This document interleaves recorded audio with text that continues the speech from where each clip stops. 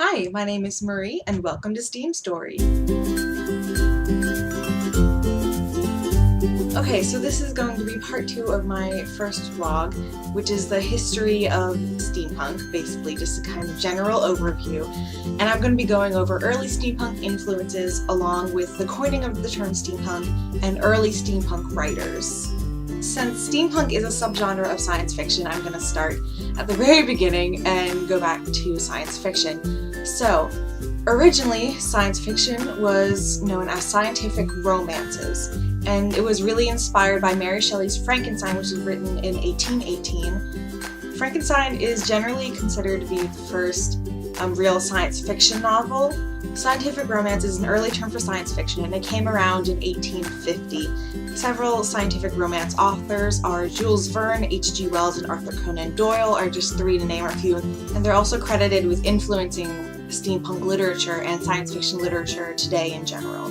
So more early influences were a lot of Gothic literature, think Mary Shelley, Bram Stoker, and Edgar Allan Poe, along with the dime novels of the late 19th century, early 20th century. Those were really incredibly steampunk, and they introduced the idea of the steam man. Each of them had different stories where the steam man would go into the prairie or the Wild West and do his steam man adventures. It was specifically steampunk because it was this kind of technological wonder of this machine who was powered by steam.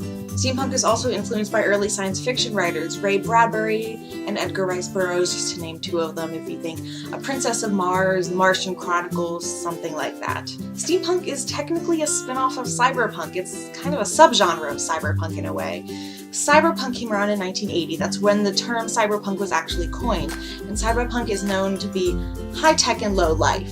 So there's a lot of cybernetics, dystopian societies, artificial intelligences, things like that.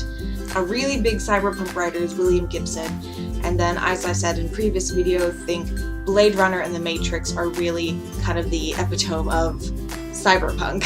I'm going to go into more cyberpunk versus steampunk a little bit later, so if you just hold on to the end of the video, I'll go into that. Early steampunk writers, K.W. Chater, the writer of Morlock Night, he is the one who coined the term steampunk. Along with him, Tim Powers and James Blaylock, they were really the steampunk writers who started the trend. Chater coined the term steampunk in a letter he wrote to Locust magazine in 1987. The letter said, "Enclosed is a copy of my 1979 novel Morlock Night.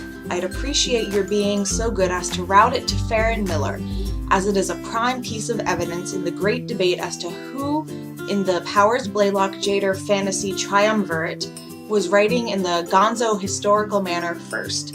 Though, of course, I did find her review in the March Locust to be quite flattering. Personally, I think Victorian fantasies are going to be the next big thing, as long as we can come up with a fitting collective term for Powers, Blaylock, and myself, something based on the appropriate technology of the era, like steampunk, perhaps." Now on to steampunk in the 90s.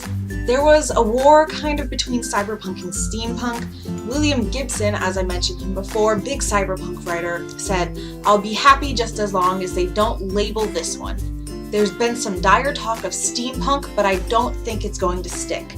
So originally, he was very against the idea of steampunk, which is interesting because he later wrote The Difference Engine in 1990 with Bruce Sterling, which is incredibly steampunk, so he really actually embraced it. And there's also the classic, the number one, the Steampunk Trilogy by Paul D. Filippo.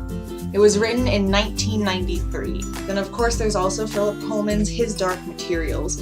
Those three are really the first big steampunk novels that really kind of got it going. It really got the genre going. From there it just kind of exploded into the media. As you know, today we have the Leviathan series by Scott Westerfield.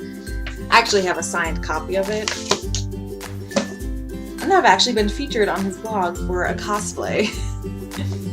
There's a lot of books that collect steampunk works and steampunk short stories. There's several that actually have snippets of the steampunk trilogy in them.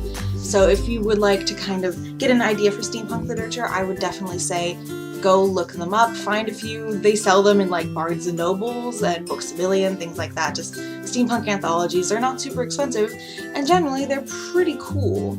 So that's it for today. I'm hoping to do more vlogs in the future, going into more steampunk nowadays in pop culture and media now, specifically in TV shows, movies, and things like that. I want to do tutorials on modding and how to make certain steampunk things. I'd like to have people come on here because I do have a lot of friends that are super into steampunk. And I'd really like to have a segment specifically on steampunk music because God knows I'm super into steampunk music. Check out The Cog is Dead and Steam Powered Giraffe and Abney Park. They're some really good ones. So it's spring weekend at my school, so I am gonna go party. And by party, I mean I'm working a Midsummer Night's Dream tonight. See you guys later. Thank you for watching. Like and subscribe and comment down below. Let me know what you think. And if you have any ideas for me, please tell me. I love to do research on steampunk and I will research all day for you.